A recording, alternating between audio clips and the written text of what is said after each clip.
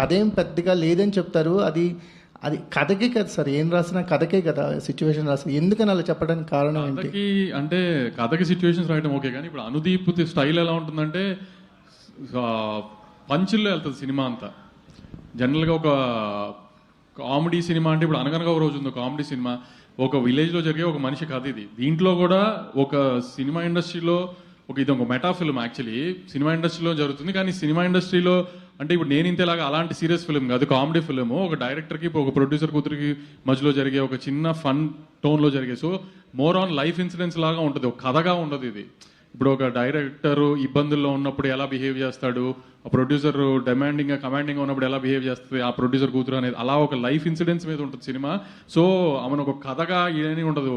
ఒక డైరెక్టర్ అనే మనిషి ఈ 2 hours ఫ్లోలో ఆ క్యారెక్టర్ మూమెంట్స్, క్యారెక్టర్ ఎలా చేసింది ఇది అది అలా వెళ్తుంది సినిమా. అందుకే నేను అందరికీ చెప్తున్నాను, సింపుల్ క్యూట్ కామెడీ ఫిలిం వచ్చి నవ్వుకుని వెళ్ళండి, స్కేల్లో అవి పెట్టుకుని ఏమి మెజర్మెంట్లు చేయకండి ఎక్కడ. ఎందుకంటే అలాంటిది అలాంటి సీన్లో అలా ఏం రాయడు మనోడు, మీకు తెలుసు ఆ విషయం.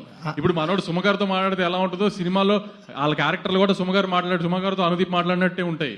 సో నవ్వు వస్తాయి, అంతేగాని దానికి లాజిక్ కానీ లేకపోతే ఇది ఎందుకు ఇలా ఉంది, ఈ సీన్తో ఈ సీన్ ఇలా వచ్చింది ఏంటి, ఈ సీన్ ఇలా ఉంది ఏంటి అంటే సెకండ్ హాఫ్లో ఒక చోట హీరో వాళ్ళు ఊరు వెళ్తారు, ఇప్పుడు ఆ ఊరు ఎందుకు వెళ్ళారు అలా ఆలోచించామనుకో. జనరల్గా మనం సినిమాలో అలా ఆలోచిస్తాం కదా, అట్లా మనోడు రాయడు అసలు.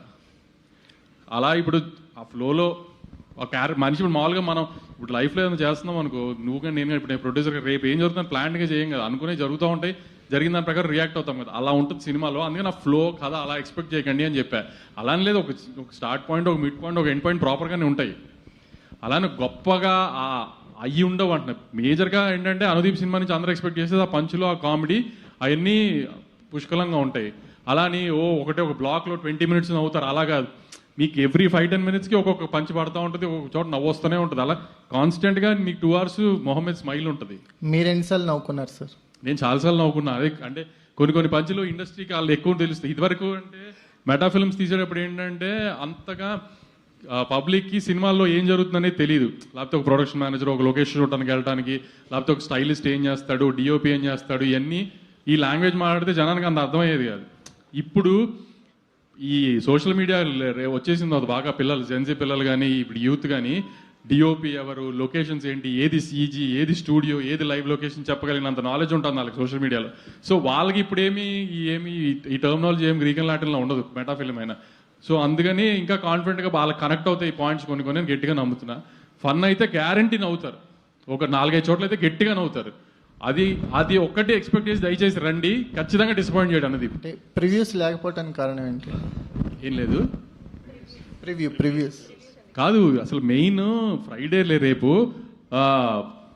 యూత్కి ఎక్కువ Valentine's day holiday, second Saturday, Sunday Shivaratri holiday. ఆ హాలిడేస్ పెట్టుకున్నప్పుడు ఇవాళ ప్రీమియర్స్ వేస్తే నాకు అది సాటర్డే సండేలు 3rd డే 4th డేలు అయిపోతాయి. ఆ 4th డే దాకా ఎందుకు సండేని తీసుకెళ్ళడం, సండే ప్రాపర్గా పెద్ద Shivaratri holiday, Saturday Valentine's day కదా. సో కొంచెం స్లోగా టేక్ ఆఫ్ అయినా ఫస్ట్ షో నుంచి బాగా స్పీడ్గా ఉంటుంది, టాక్ ఖచ్చితంగా బాగుంటుందని నాకు గట్టి నమ్మకం. అదే కదా మీకు మళ్ళీ చెప్తున్నా, స్కేల్ పట్టుకుని రామాకండి ప్లీజ్, నవ్వటానికి రండి, ఖచ్చితంగా నవ్వి పంపిస్తాడు అనుదీప్. అది సార్ కేవీ అనుదీప్ మూవీస్కి ఎవరు స్కేల్స్ పట్టుకొని రారు సార్, నవ్వటానికే వచ్చేస్తారు. అదే అంటున్నా, అందుకే అలానే రండి, గ్యారంటీగా మాక్సిమం జోక్స్ ల్యాండ్ అవుతాయి. అసలు మీరు ఒక పంచ్కి రియాక్ట్ అయ్యేలో పంచ్ వెళ్ళిపోతుంది కూడా. సో అన్ని పంచులు ఉంటాయి, అది కూడా చెప్తున్నాను కదా క్లియర్గా. ఒక పంచులో ఒక గుంపుగా ఇప్పుడు అనిల్ రావుపూడి గారు తీసినట్టు ఒక బ్లాక్ పెద్ద బ్లాక్ పెట్టడం అలా కాకుండా కాన్స్టెంట్గా హ్యూమర్ ఉంటుంది సినిమా అంతా. ఒక 5-10 minutesకి ఒకసారి ఒక బ్లాక్, ఈ బ్లాక్ వెళ్ళడం ఆ బ్లాక్ వెళ్ళడం, అలా స్మూత్గా వెళ్తుంది సినిమా. గ్యారంటీ నవ్వుతూ బయటకు వస్తారు, అది మాత్రం నమ్మి రండి. థ్యాంక్స్. సినిమాలో ప్రొడక్షన్ పైన సెటైర్లు ఉంటాయన్న ఐడియా మీదేనా సార్? లేదు, అతను మా మీద ఇద్దాం అనుకున్న సెటైర్లు అన్ని స్క్రీన్ మీద వేసాడు, డైరెక్ట్గా వేయలేడు కదా. వంశీ గారు, ఎంటర్టైన్మెంట్ ఫిల్మ్స్ మొత్తం దాన్ని ఏమంటారు మీ కాంపౌండ్లో కట్టేశారేమో అనిపిస్తుంది. ఒక డీజే టిల్లు కావచ్చు, ఒక మ్యాడ్ కావచ్చు.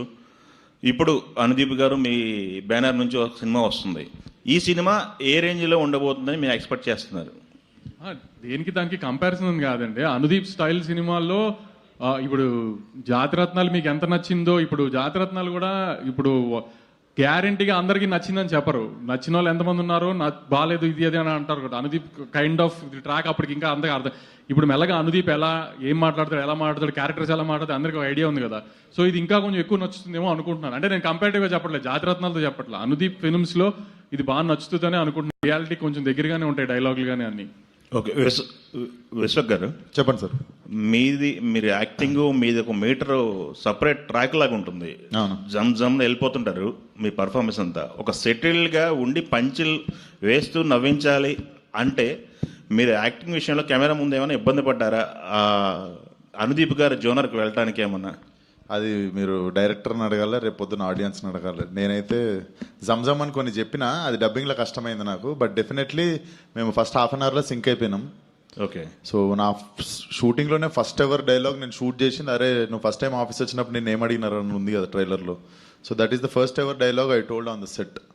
సో డెఫినెట్లీ సింక్ అయినాం అనుకుంటా. మరి మనోడు అన్ని సెకండ్ ఫస్ట్ టేక్లే ఓకే చేసిండు సినిమా అంతా. ఓకే, సో సింక్ అయి ఉంటాం.